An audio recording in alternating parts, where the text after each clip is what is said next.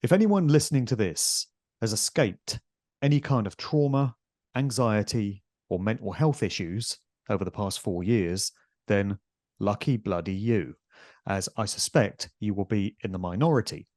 I know from correspondence that I receive daily, as well as from conversations with friends, that events that will have affected us all since early 2020 have taken their toll on many people. We don't often hear these subjects discussed in podcasts of Good Vibrations nature, however, so I want to redress that situation today with this show. And my guests are Ant and Kev of the Drake Michigan podcast. Welcome along, guys.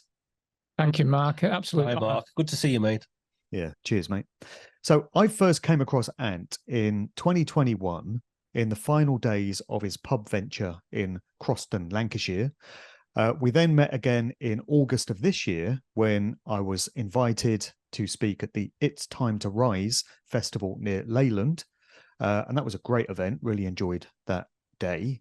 And I also guested on the Drake Michigan podcast that same weekend with Ant hosting. And I've heard many of their shows. I've heard Kev as well talk about many issues. So I thought these two guys were the ideal choice to have a conversation of this nature. So just before we get into some of these really heavy subjects, do you just want to let people know what the Drake Michigan podcast is all about, how it started, and how it got named? You want me to jump in there? You do it. Okay. First of all, hi to all your viewers, Mark, and great to be invited onto your show, mate. It's a pleasure.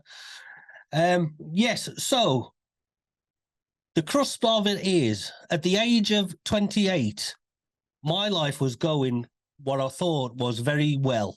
I'd come from a childhood of council estate, poverty, and all the rest of it, what people could wrap up in their story as trauma, if you like. And I'd gone on a mission where, I wanted the nice things in life because I'd never had it as a kid. So I got on that thing of, and I'd always been an entrepreneur. When I was a bit younger, I'd set up things like a pool table and a fruit machine business as a franchise, which made me a bit of money. Redundancy come up because I was a qualified baker and I was always into food as well. And an opportunity to come up to own my own bakeries. And that was when I was about 23. So I bought my first bakery at 23.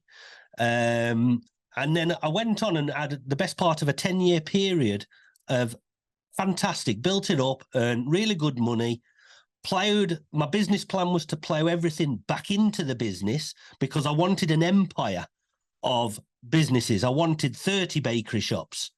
I ended up with 3. And at the time, we had about 25 staff, and we were turning over a good turnover. So money was always easy to come by. I never used the money to have the luxuries in life. So you never would have seen me with the nice cars or the nice house or the holidays.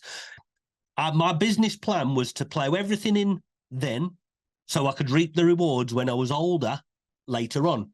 And so my plan was by the time I'd be 45, I could retire, that kind of thing.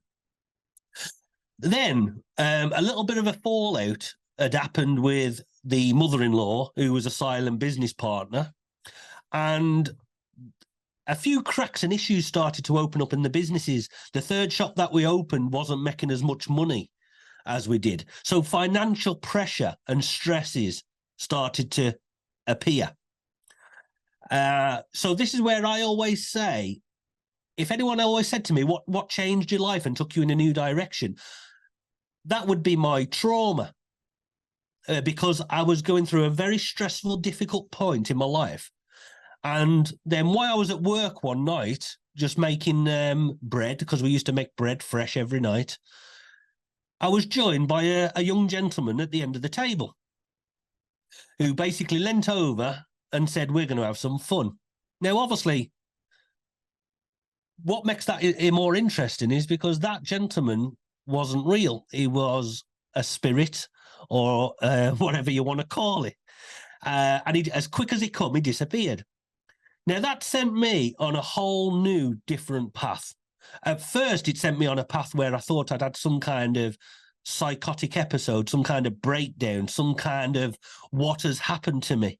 I fell asleep at the table.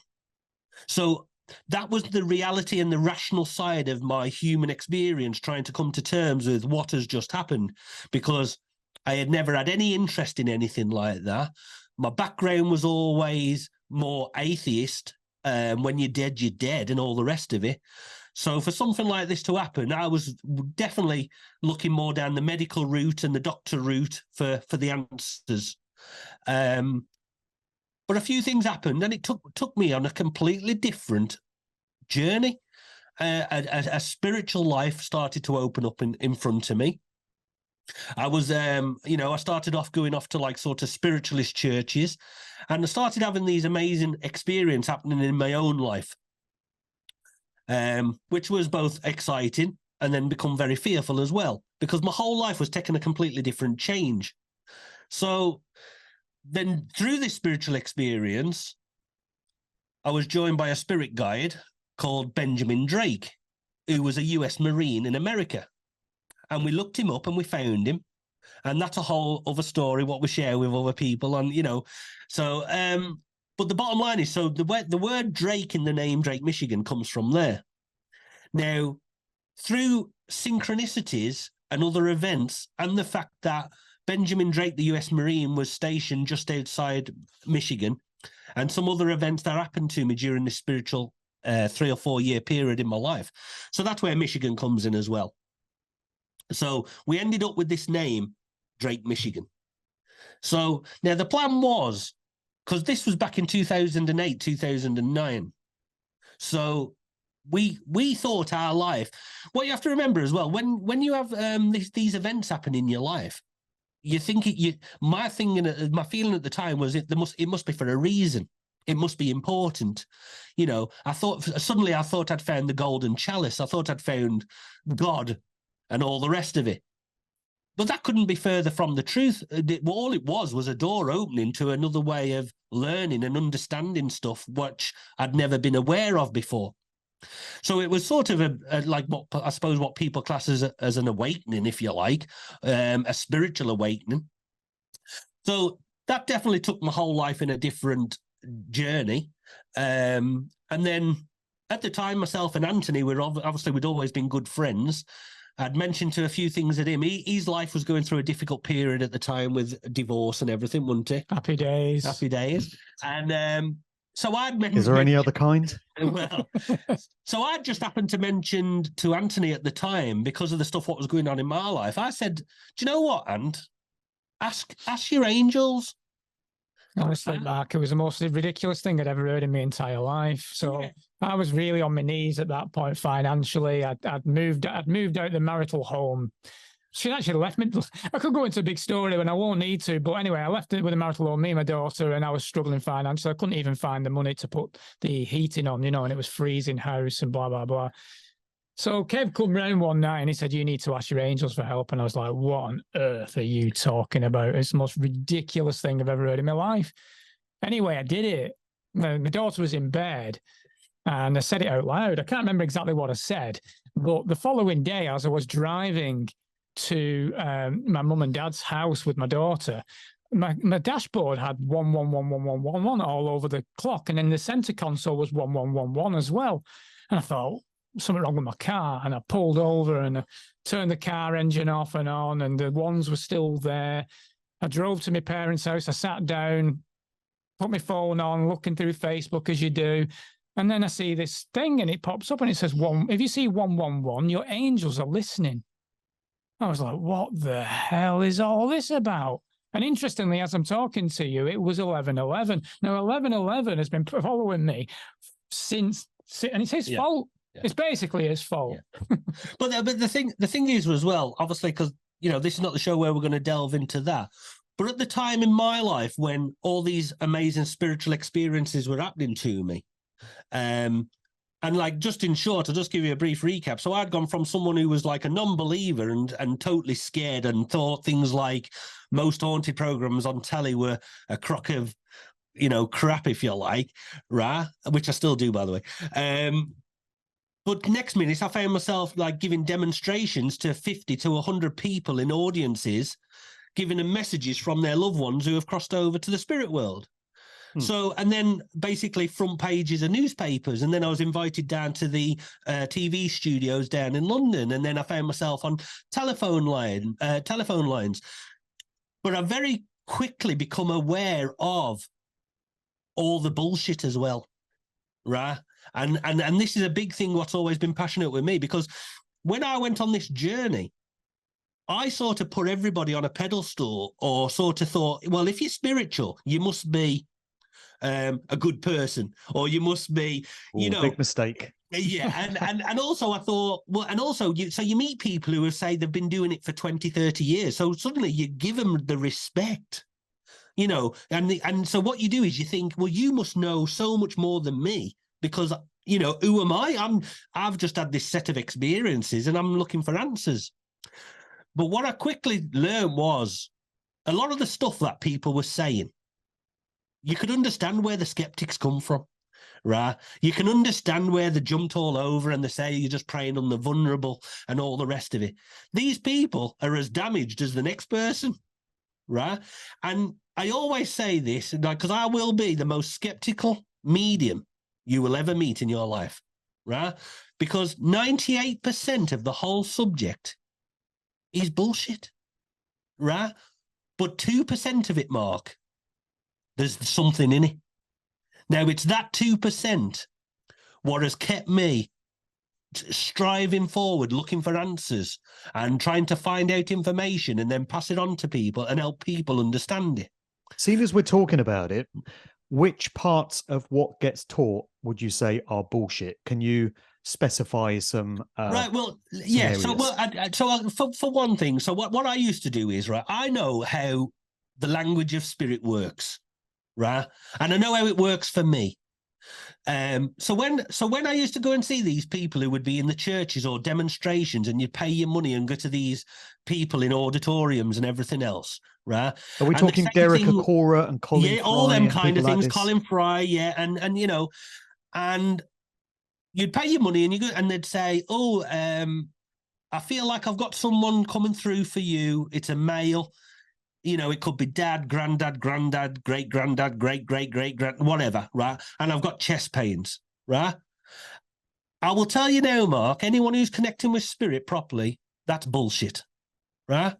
Do you really think the energy of spirit is going to come all this way and make all the effort it's going to make just to say, hey, you've had your hair cut, Mark, or you've got a bad knee, Mark, right? No, they don't, right? Spirit, they come. Now, for whatever reason, there is only so much energy. So what they do is they give you a validation to let you know that they're around you and try and get over the message to you, what's going on in your life at the moment, to try and help you.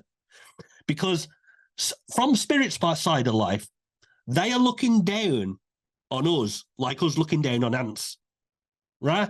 They see things from a whole different perspective, our human perspective of everything what's going on in our life, all our worries, all our troubles. Spirit are literally like, they find it all funny. Like, why are you letting this bother you? What you get from many of these mediums is very vague statements like, oh, you're going through some troubles right now. Whereas if the spiritual connection were real, would it not specify what the problems are? So it would say, oh, you can't pay your gas bill. I can see that. Or I can see that your daughter's fallen ill or something like that. Specific messages. What you get is very vague ones, which people make fit in their own lives. So you'll get a message like, oh, I can see you're suffering right now. And I see a man with gray hair. And then people think, oh, yeah, that sounds like my granddad. And he must be talking about this person. So you kind of make it fit your own circumstances. Whereas if the message were genuine, would it not be very specific, because the spirit world sees everything? Exactly. Well, so what you've just said, Mark, there is a perfect example of what I would class as bullshit, right? Now, I refused to be part of that. Now, the trouble is, if you're part of the 2% that's trying to do it properly or genuinely, you're still going to get labeled with the 98%. So I took a decision after some negative experiences of what happened to me, which spirit taught me and I had to go through as part of my learning process. I decided to take the thing to walk away from it all, because I refused to do it like that. Now, what I would do is, so you might go and spend 30, 40 quid and you went and saw a medium today, right? And you go in a room and you'd be allocated, say, 30 minutes, right? Or if you're lucky, an hour. Well, again, so I would call bullshit there. It doesn't work like that, right? When it's happening and when it's happening properly, you need to sort of work with the client and understand what the message and language is spirit is trying to tell you. Right. And then when it becomes good, so I've had just over the last couple of weeks, like this is a little example. So just over the last couple of weeks, we've had a few people come down to the studio and the office here who just wanted to have a discussion about, the whole subject. So the one woman, while she was talking to me, I knew somebody was around her. So straight away, I said to her, right, your uncle is here, right? So when spirit comes through, we don't have to say, I feel like I've got this, this, and this. Basically, So straight away we said to her, right, look, your uncle's here, right? Then he gives a few validations, basically, to let you know, look, he's been around and the people's names and that who he's been around and what's been happening. And then what he did as well was he said, say the 4th of April to her, right? So the woman in front of me then, she sends a text message to her auntie and said, when did Uncle Peter die? And while we sat there in front of her, she went 4th of April. Right? So that's the kind of evidence what we want. Same right? date as Martin Luther King. Is it? No, there you go. So, and then the thing is, so what I try to teach people is, if you could understand the amazing intelligence of energy, which is spirit, which is, we're all energy. And when we cross over and we leave this meat suit, we're still energy. All the intelligence and information is there. Now, all I am really is a good radio frequency signal. Like I'm picking it up, right? So you're picking up bits, but it doesn't have to be useless, pointless bits. So another lady who come the other day, basically her dad come through. So I just said to her straight away, your dad's here. We don't have to say anything else. Why would spirit try to confuse you? Right? If it's a dad, isn't it? Right? So he comes through. So say so. Now, I tell you what gets me excited and what I love. So when I was watching how he's showing, a dad come through to me, and the first thing he showed me was his pride and joy in his life when he was in the physical life. He showed me his motorbike, what he had when he was here. Right? Now, this is where the intelligence of energy is unbelievable. Because while he's on his motorbike, underneath his arm, he had a bundle of sticks, right? Now, so to most people, like they would say, like they might not even realize what's happening there. But I know from my experiences, spirits are trying to explain something to me in that picture, in my mind, what they're showing me. So when I'm then speaking to the woman, she went, oh my God, that's so relevant. She said, my dad was a joiner and he always had a piece of wood under his arm. Right? Now, this is the bit what I love, because what Spirit had done there is he's trying to explain something to me to tell her. Right? So in my mind, when I'm watching what he's trying to explain to me, he's trying to say, look, I've got this bundle of wood. He's trying to explain because if he would have just had this one piece of wood, I might have not even recognized that. But because he had this big bundle of sticks under his arm, I know he wants me to acknowledge to her. So as soon as I'd mentioned that, then she knew straight away. She went, oh my God, we always used to say. Now, this is where it got really interesting, because then he explained to me, he said, I used to be in the RAF. He said, but then he showed me. Now, this is where, again, I get more excited than the client, because I saw the flashes in my mind of Richard Branson and Virgin Airlines, right? Now, to anybody else, that might not mean too much. Well, it might be in another way, but anyway. So in my mind, as I'm watching this message from Spirit, I can see the Spitfires, but I can also see Richard Branson and Virgin Airlines. But I can feel that he's explaining to me, I was involved with the Spitfires in the RAF, but I never actually flew a plane. He was a virgin, right? So it's the pictures and the impressions, what they're putting on you, that you have to understand what they're trying to say something. So when I said that to the lady, she said, My dad was a mechanic in the RAF, but he never got to fly the planes, but he worked on the Spitfires. So I said, right, so now what we're doing is spirit are confirming who they are. They're giving you good evidence, good validation, right? I said, but they're not coming through for that. There'll be a reason why your dad has come through today, right? So I said, so now what we need to do is go back to spirit and we need to find out why he's come through. So we went back and we asked the question, and this is the other part. There's nothing wrong with going back to the energy and saying, what's the message? What do you want to tell her? From that, he was putting like feelings and visions in my mind to explain to her. And this is where at the beginning, it never made any sense. Because at the minute, when it first started, what I was seeing, I said to her, have you got family over like in America or Australia, the other side of the world, right? And she went, no, it doesn't, I don't understand that. Now, the thing is as well, so that never made sense, but I know spirit are trying to explain something to me. So that's where the breakdown comes through. Because if you've got someone who's like getting messages, but they're just saying random shit, then that's not the message.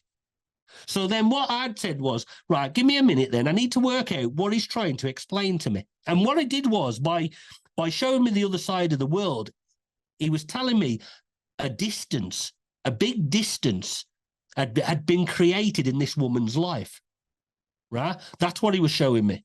And then from that, so I said to her, do you not get on with your sister and your brother-in-law? And she said, no, we've not spoke for over 10 years. We had a big, massive fallout. Then I knew that's what your dad wants. That's what he's talking about. That's the distance that he's talking about. Because obviously that would have been his daughter as well. So she said, yeah, obviously. So now the thing is, I said, listen, now what your dad is telling me, and this is where it'll tie into all the people's well-being and the mental health and all the rest of it later.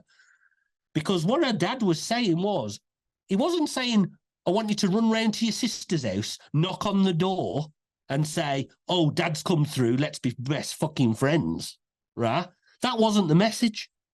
The message was, for the last 10 years, your emotional trauma from falling out with your sister and your brother-in-law is affecting your happiness and your life. And your dad is saying to me, you need to cut the cord and you need to let it go.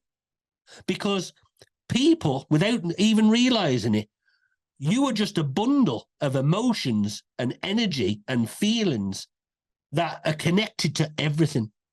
So if you've had a fallout with someone and it's on your mind constantly, or you're very bitter about the way a job ended, or you've got anger towards a past experience, and that could be from 20, 30 years ago, at some level, you are still sending out that frequency and energy to the universe.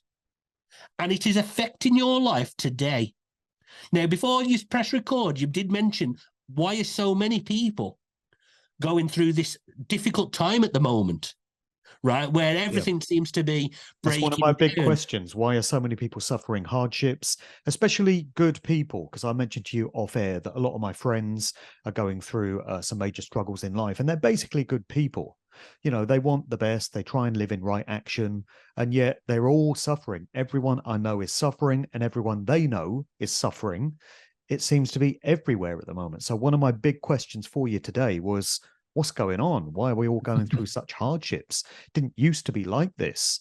If I go back 15, 20, 25 years of my life, most people I knew seemed to be getting along okay.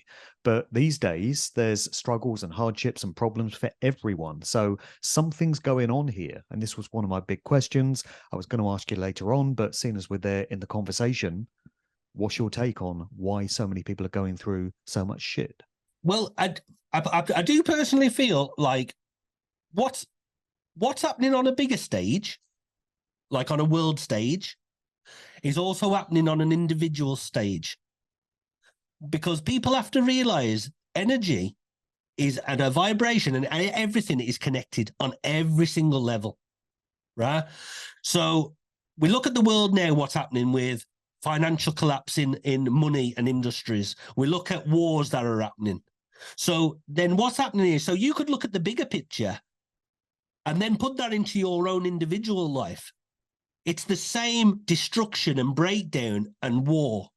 Now, the thing is, if you were giving someone a tarot card, right, and they turned over the tower, which is a card in the pack, and what that represents is everything is breaking down. The old system is crumbling, right? But not just on a big scale, on an individual scale. Now, this is going to be rippled straight across the world for me, and it's happening, and people are seeing it happen in their own life, and it's the destruction and the breakdown of things like their relationships, their financial position, their working career, right? Now, the positive side of that is, and now people tend not to look that far ahead, because while you're going through the difficult period, such as the pain and the difficulties and looking for the answers, it's very hard then to see, after every breakdown and death is the rebirth of something new. Now, as a planet and as in individuals, over the next coming months and years, people are going to see the birth of things new in their life. There is going to be a fantastic change. Now, you ask why good people seem to be feeling it the most, and that's probably because they're very empathic. And also, I would like to think, without evidence, a lot of their karma is quickly being addressed, right? Because they're going to come out of this quickly, more quickly than some of the others. A lot of people over the next few years, Mark, when everything breaks down, are going to be running around like headless chickens, wanting to know why the likes of Mark Devlin and Anthony Critchley are not panicking. Why are you not bothered? Right? Now, we can look in it, because I know you're a big lover of the music. So let's take Madonna when she's on stage and she says, not everybody's coming to the future and not everybody's going to last. Now, you know as well as I do, synchronicities, symbolism and everything, which is going to be their downfall, right? Which is a whole different... But what she's actually saying is, that is the truth. Not everybody is going to last. A lot of people are going to sort of, suicides will go up. People are just going to crumble. People are going to be running around like headless chickens. Well, not to mention the arm spears and all the victims of that. Yeah, Still to Well, come. but that is part of the destruction, right? What's been happening to everybody, right? Now, the thing is, and this is when we look at everything from that higher perspective, and we look at everything from an energy point of view instead of a human rational thinking point of view, right? Then we can look at things completely different, right? So what is happening in the world with death and destruction and everything else, something is coming to an end. It's like the end of an empire. Do you know what I mean? And they often say the Roman Empire, I think so, they said they put a circus on every day in the last days of Rome to try and distract people. So if you look at the world today, look what's happening. Every day there's a distraction. They're trying to, mask it with something. Someone's gone missing. There's someone on an aeroplane who's not real, or whatever. It's often referred to as Clown World, isn't it? Clown World 2023. Yeah, exactly. Now, the problem is people who are sort of not open to another way of thinking or are set in stone in their beliefs and everything else, their head is just going to explode, isn't it? Because they're not prepared to look at things. That people have already got their narrative, their programming from when they were a child of how to look at the world. So if you're not prepared to look at the world from a completely different angle, everything what's going to happen or is happening now is just going to just blow your brain. It all seems to have escalated since COVID. That seems to have been the catalyst for it all. Mark, if we're going through some kind of great awakening process at the moment, which a lot of people talk about, and I firmly, feel that the Earth is changing. There is a change happening, and I think consciousness itself is being, the veil is being lifted. We are in a very, very strange time. Now, that would say to me that people are in a process of awakening, and that will bring about an initiation stage. Now, the spiritual awakening that I had and the spiritual awakening that Kev had brought very difficult challenges. Now, that could be happening now globally. You know, people, like Kev was saying about there's wars happening. Everything happens with frequencies and vibrations, as we know. So what's going on in Gaza right now is going to be causing a massive problem energetically around the world.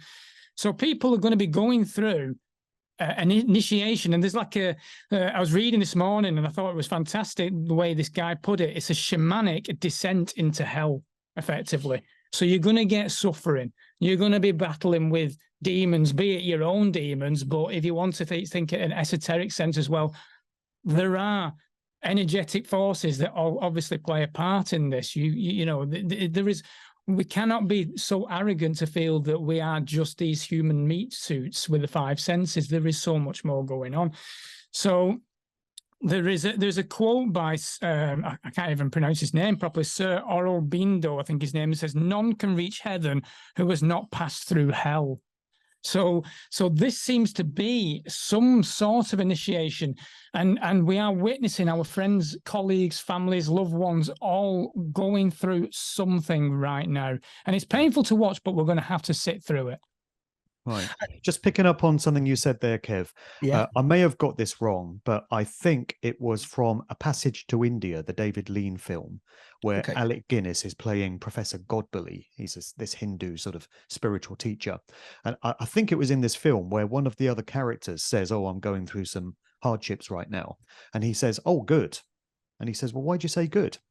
And he says, "Because everything is ebbs and flows. Everything fluctuates, including energy and epochs of time that we pass through. So if you're going through suffering and you're going through a hard time, that means that it's going to come to an end at some point. And when it does, you're going to start enjoying abundance and joy and happiness in your life, because that's just the way it goes." Yes. So it may have been some other popular culture reference, but I do remember that quote, and some spiritual teacher was saying, well, it's a good thing that you're suffering, because that means you're going to come through it at some point. And hopefully we're coming to a process where a lot of that is going to end and we're going to see some better times. Well, Mark, and this is like from my life experience, Mark. So if we look at, like, again, and I want to keep coming back to people understanding that everything is energy, and energy is intelligence, right? Because, so, you know, the modern day new age, you know, bullshit, because that's bullshit as well, by the way. But anyway, the law of attraction, obviously. Now, for someone like me, I was doing the law of attraction 30 years ago before I even knew what it was. It was only then through my spiritual awakening that I knew and I started to learn about it. So again, I ended up as a kid born into this world where, you know, the whole story of like trauma and abuse and split families and all that crap, right? Then basically what I done then was I put all my focus and energy, and this is one of the weird things. So I actually drawed, and this was before I knew anything about law of attraction and everything. I actually drawed a picture of a shop, and I drawed what it would be called with the windows and the door and the ramp and people queuing outside and everything. And then a few years later, I was stood across the road from the shop I'd then purchased. And it was the exact same shop that was on the picture. Right? Now, I've got loads of examples of famous people who have used the law of attraction, whether that's Conor McGregor, Kev Ant, and all these people. They've all used it in their life to their advantage. But I was somebody who didn't know about it back then.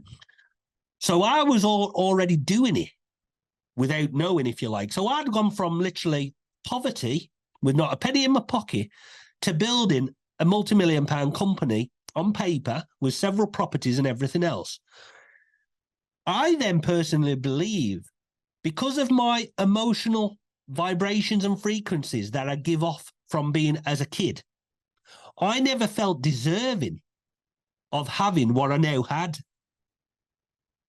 So in turn, I destroyed it and I lost everything. Because, and I always say to people, making £1 million or building a business is easy. Making you feel that you deserve it is a completely different thing, right? And that's why you see people who come into money, they lose it very quickly, because it's their frequency and vibrations. They don't know how to hold on to it because they never felt that they deserved it in the first place. But that is a programming of a social conditioning when you're younger. So this is where some people do inner child work and, you know, and all the past stuff. I'm not a big advocate of that, but I know people and it works for them. So everybody's got to follow what works for them. But you do have to cut the cords of why wouldn't you deserve it? And also, why not you? Because if not you, who? Right? So when I lost everything, and at the time, and listen, I spent the best part of 10 years, over 10 years, in a black hole. Literally depression, anxiety, phobias, things. I'd gone from an entrepreneur, like with a multi-million-pound business on paper, to I took a job peeling potatoes and washing up at a sink in a restaurant so nobody would talk to me. My self-esteem, my self-worth was so low that I couldn't hold a conversation with people. I didn't want you to talk to me. I couldn't handle confrontation. I couldn't handle responsibility. You know, and then when all this was happening to me, then Spirit decided to give me another kick up the arse. So then they pushed me down the stairs and I broke my back. So now I couldn't walk. So not only couldn't talk to people, now I couldn't walk. So now I couldn't work. So, and then back in the day, there used to be a thing called Wonga loans or payday loans, right? And then I remember having to take out this £200 loan to buy a car that wasn't even roadworthy, you know, to try and get the kids to school. So I look at my life and I'm thought, why, you know, after finding Spirit and all these amazing things, and I thought I'd found the answers to life, if you like, why are you punishing me? Why am I going through this unbelievable negative experience? And my life continued to get worse and worse. And I got stripped back. And it was looking back now, it was the best thing that could have happened to me. Because when I had absolutely nothing, Mark, where you can't take anything else from me, you've already took my self-esteem, you've took my self-mastery, you've took my money, you've took my friends, you've took my family, you know, you've humiliated me. I had nothing else to take. And then I found happiness. And when we have nothing, sometimes that's when we find everything. Yeah. So there we all were thinking that we were a baker, a pub landlord, a DJ. I mean, if you'd asked me 20 years ago, who are you? What are you? I'd have said, well, I'm a DJ. I play tunes and that's it. And here we are having this conversation at the end of 2023 and things are rather different. And I come to realize that I'm a bit more than just a DJ and we're all a bit more than what we thought we were. So there's this famous quote that you often get: life is what happens to you when you're busy making other plans. So you think you got your life all mapped out. You said there, Kev, that you wanted this empire of bakeries, but it seems creation or God, the Most High, Spirit, has other ideas for us. And we often get sent down very different roads to what we ourselves had planned, right? Yeah, 100%, Mark. And the thing is as well, as you can imagine, as a 28, 30-year-old man, having this now unexpected, life-changing, upside-down turmoil, a lot of people, and rightly so, I remember going through a period where people thought, oh, Kev from the bakery, he's gone nuts. Do you know what I mean? It's like, yeah, so you have to sort of battle, as well as trying to hold down a young family, you're trying to battle with the whole thing of what's happening to you. You're trying to look at it as in, is it medical? Has something happened to me? But these emotions and feelings and experiences you're going through, there's something in it. So all you can do is be true and trust. I knew what was happening to me, and I knew it wasn't a medical, psychotic breakdown, that kind of thing. And I had that validated to me, which I talk about, in my book and I've mentioned many times. But I had that validated to me through spirit and through experiences, what happened, right? So I had all the proof that I needed from that side of it. But I wanted to just quickly pick up, because when I mentioned before about I found happiness when I'd lost everything, right? I used to be very good at telling other people what they should do in their life, but never implementing it in my own life. So for the first time now, I decided to take all these years of experience, what had happened to me, and all the information that I'd learned from Benjamin Drake, my spirit guide, and all these experiences. And I thought, I'm going to use them in my life. So for the first time, I started to do the meditation. I started to do the affirmations. I started to do the visualization and the boards and everything else what goes with it. And then in 2014, 2015, my life started to change. And I went from not a penny in the pocket again, with absolutely nothing, debt up to my eyeballs and all the rest of it. In a very short period of time, miracles started to happen. And before I knew it, I was back to having the multi-million-pound companies. But this time it was a building company. Not interested in building whatsoever. But now I've ended up with multi-billion-pound building company. And you're like, how did that happen? Well, it's because I trusted in the process of, the ebbs and the flows of the energy, and I started to implement everything what I'd been told into my life. And then I saw firsthand the miracles happening. Now, the thing is, when things are going well in your life and you're sort of feeling high and you're in a state of joy and contentment, we tend not to sort of, we think we're always going to be like that.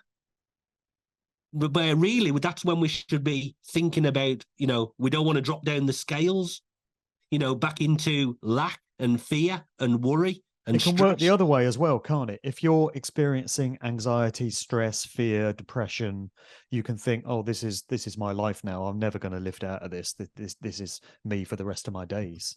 It can often feel like that.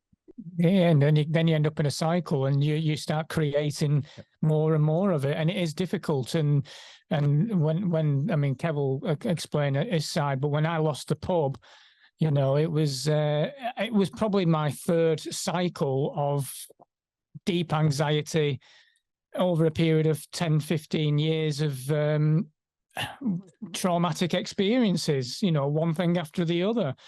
And it was quite interesting, really, that I had a phone call from a complete stranger, a guy who came to the pub, because during the pandemic period, I'd have many guests on what we would call Truth or Tuesdays. And we would have people come in doing talks of how to get through the bullshit that was happening at that period. And this particular gentleman had travelled all the way down from Inverness to spend time at the pub. I had no idea who this guy was, but he phoned me up after the pub had shut, and I'd fallen quite poorly. And the first thing he said to me was, "You need to remember who you are." And my ego was going, well, who am I? What am I? What use am I? And he helped me. He guided me really well in a period of self-mastery to an understanding that we are so much more than our programming and our ego identification, because that's all it is. We just identify with all these societal and your parental, your peer groups and blah, blah, blah. And none of it's you. The body's not you. The identifications are not you. It's all a lie. Everything's a lie. The real you is in there waiting to spark out. And it's a process of self-mastery, really, to get yourself forward and realize, actually, you are so much more. What I would say onto that as well is, when people are going through periods of stress, depression, bipolar, and all these kind of things, again, I'm going to keep bringing it back to understanding energy as well, because what happens is, when you're in that negative state or that feeling, and this is the same as if someone is not suffering with mental health. Maybe you're just in a position of lack. Like you think, oh, I need to tighten my purse strings. I can't afford to shop at Tesco this week. I need to go to Aldi, whatever, right? So what you're doing is, you are sending out energy. And you are sending out energy of, I cannot afford this. Lack. Now, this is what the biggest trick you have to, where people would have heard this saying, fake it till you make it, or if you tell a lie enough times, it becomes reality, right? If you're going through any of these negative periods in your life, you have to flip the switch, because all you're going to do is keep creating more of the same. So if you're sending out lack, you're going to create lack. If you're sending out depression, you're going to create depression. And I watched this firsthand. I watched my mom spend over 30 years of her life trapped inside the four walls of her own home. Because after the birth of my sister, she developed some kind of anxiety or phobia, which she thought she was going to die. Now, when I went through a negative experience in my life and I had to witness myself firsthand experience phobias and trauma and negative situations, that trigger of what my mom had done all them years, I thought, there's no way I'm doing that. Now, I wasn't one of these who felt like I wanted to do inner child work and everything else. I'm a bit impatient. So what I did in the midst of an anxiety attack and a phobia attack, I literally said, kill me then. Kill me. Do your worst. Because I tell you what, there's nothing more powerful than challenging the energy, what's happening to you, the emotion and the feeling, what's happening to you. You turn it on its head, it loses instantly all its power. It's like a bully. And when you stand up to it, it loses all its power. And that could be the same as if people are scared of, the devil in religious, whatever. It's only powerful if you give it energy. And when you understand that, you turn everything upside down on its head. And you start to look at things from a completely different way. Now, I was fortunate enough, but not at the time, because at the time I went through the most negative, painful experience ever in my life. But Spirit showed me what is happening, what normal people do not see. So most people have their five senses and they go about their daily life and probably, I can't believe that, that idiot's just pulled out in front of me, or that person there, what they staring at and all that kind of stuff, right? Energy showed me firsthand what happens to you when you are on a low negative vibration. And because energy is intelligent, it showed me how you then basically get attacked while your defenses are low.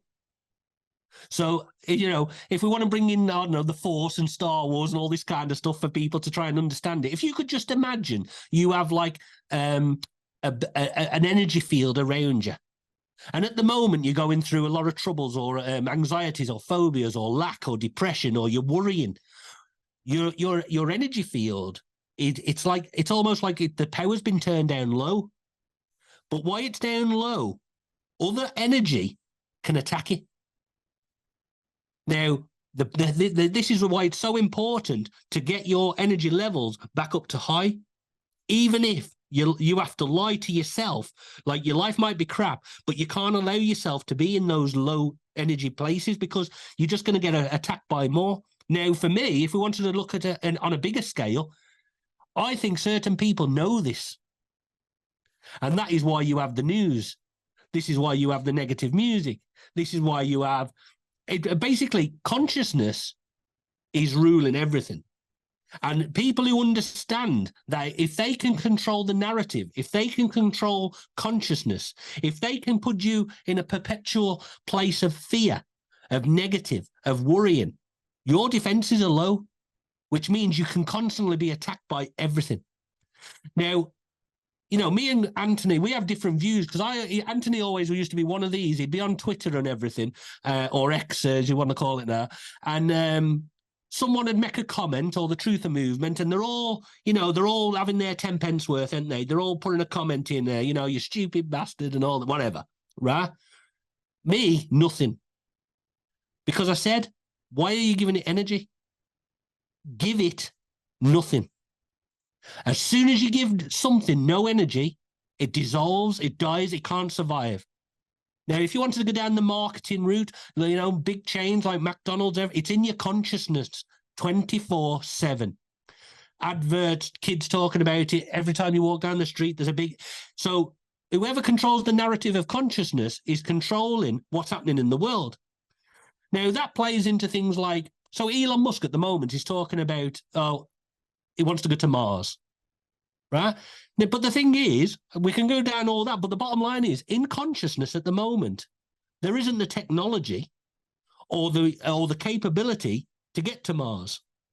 But if you make everybody start to talk and think about it, and the consciousness now is, oh, we're going to Mars, just like they did with the moon and all the rest of it. Now you change. I think someone who said to Nixon at the time, all you have to do is make people believe that they went to Mars or believe that they went to the moon. It's irrelevant whether they actually did or didn't. All you have to do is plant the seed that it's possible or that it might have been done.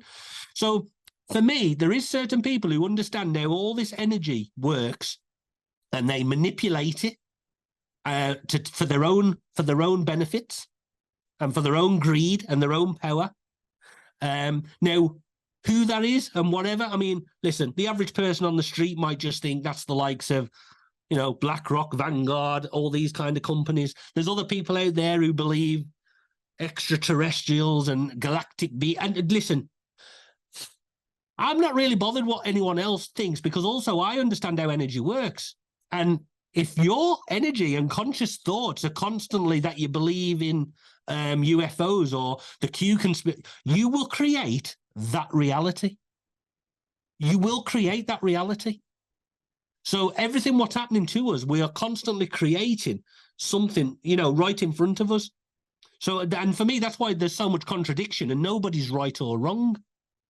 So there's so much to it, Mark. Can I also add what Kev said there about the auric field, if you like, your energy field, and if you get cracks in it and you're feeling crap, and there is an opportunity there for negative entities, if you like, to find their way in there and create more problems. Now, an individual that's feeling shit might need to look at certain things that they do day to day.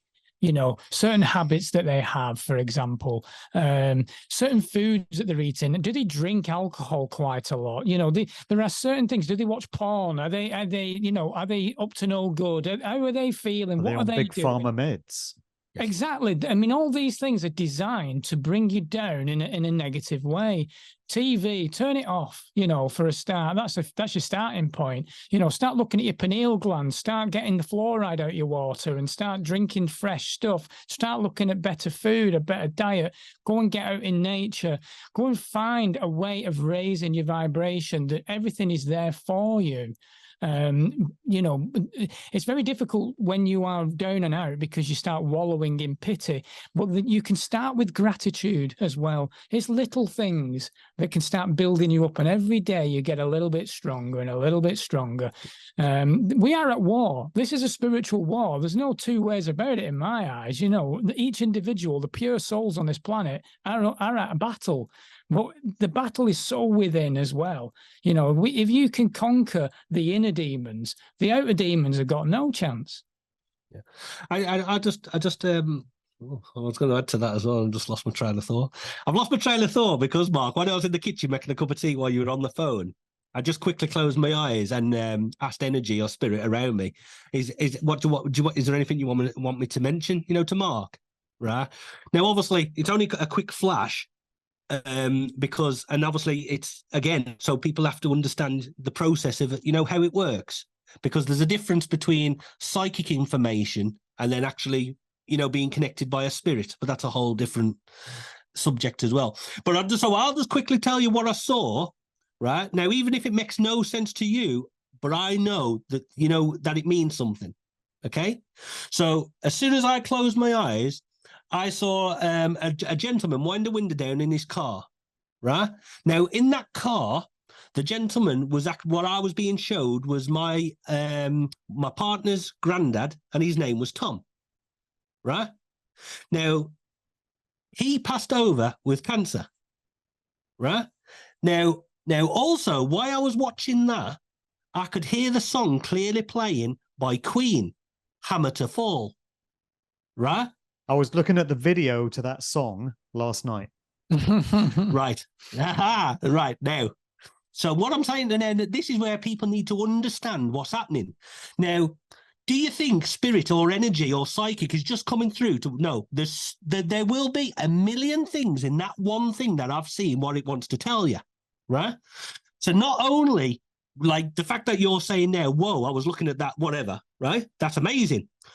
I will guarantee you the fact that I can hear that word hammer to fall, you were waiting on a decision in your life on something, or you're waiting for something to fit into place, or there could even be a legal thing around you, because I can feel that, right? So I know there's something that to talk about, that where you're waiting for something all to fall into place.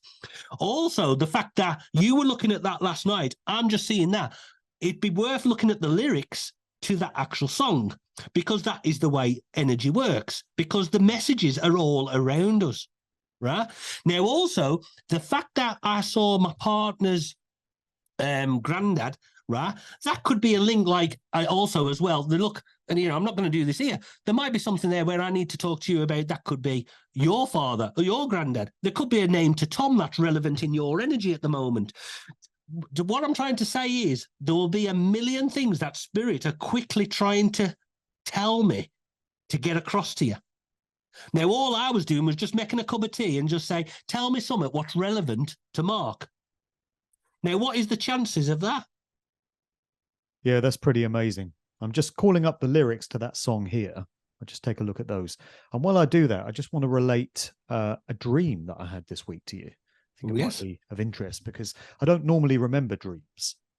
They're just gone as soon as I wake. But for some reason, this one has stayed with me. I've been having these very bizarre sort of hallucinatory dreams lately. So this one involved Donald Trump for some reason. So I was in an elevator, got into this elevator. Donald Trump's there. I think it was in Trump Towers. It's this very, very tall skyscraper. And he had a briefcase full of cash. And he handed me the briefcase. And then I got out the elevator, didn't know where I was. I was lost. I seemed to be in a different building altogether. And I was trying to find my bearings. And then I just became aware that Donald Trump had decided he wanted this briefcase back from me. So he's trying to find me. Very, very strange. No explanation for that myself. Let me just look at the lyrics to the Can I just jump in there with you, though, there, Mark? Yeah, do. Yeah. So what happens is when dreams are... So ultimately, what your dream is actually giving you information. Right now, the fact that it's Donald J. Trump or even the cash, right, may be significant, maybe not, but we can look at that. But I'll tell you what's happening there is, because you were going up in the elevator, right? People like yourself, people who are going through difficult periods in their life, people who are very empathic. At the moment, you're all being upgraded, right? You're all being up-leveled. And that is what's happening in the lift. Your spirit, soul, your journey, you are actually being raised to another level, what you've not currently been on. So someone like for me, and everyone has their own abilities. So someone who's like for me, who's very visualistic and clairvoyant and clairaudient, I know myself over the last few months, my ability has been raised. I am seeing things like I never used to work like this, but just lately I've been sat in a room and I'm just watching the television screen above someone's head. And without even having to close my eyes, I'm just literally, it's becoming so easy to tell people the information and what I need to tell them. So I know my own ability. Now, I'm somebody who doesn't even do it anymore. Do you know what I mean? Now, maybe that's my calling back and I might end up, who knows? I don't know. But I just know there's truth in it.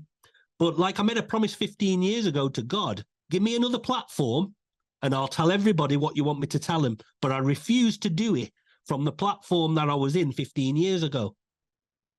But now things have changed and now we do have a new platform. We do have the Great Michigan thing. So anybody who wants to listen to it, everybody who wants to learn, who wants to understand things or life from a different angle, yeah, too right. I'm going to have them conversations with people.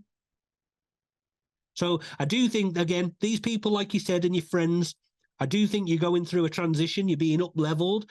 That doesn't actually, your everyday life, it doesn't seem to feel like that when you're going through this shit at the moment. But I guarantee you, we'll be having a coffee in 6 months' time and we'll saying, fucking hell, makes a bit more sense now. Yeah. You mentioned earlier, Ant, that you see ones everywhere and you looked at the clock and it was 11:11. And with me, I see my birth date everywhere. That's my thing. So my birthday is 12th of May, and I see 1205 everywhere I look. And I just thought to glance at the clock while we were recording earlier, and it was 12:05. Of course it was. How could it be any other time? No. Just at that moment, I thought to look. And I've just pulled up the lyrics to that Queen song, Hammer to Fall. Yes. So some of them include, here we stand or here we fall. History won't care at all. And then later, every night and every day, a little piece of you is falling away. And then what else? Let's just go a bit further. Rich or poor or famous, for you, truth is all the same. Yeah. What the hell are we fighting for? Just surrender and it won't hurt at all. Just got time to say your prayers while you're waiting for the hammer to fall. So, wow.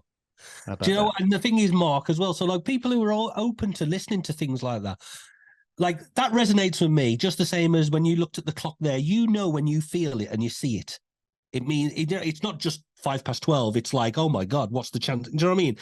So, but even in those amazing lyrics, what would have been channeled by the great Freddie Mercury, you know, or I don't know if it was Roger, whoever wrote the song at the time. Freddie wrote that song. Yeah. So, but again, so all this information, great artists and everything, it's all around them. And what they do is they channel the lyrics.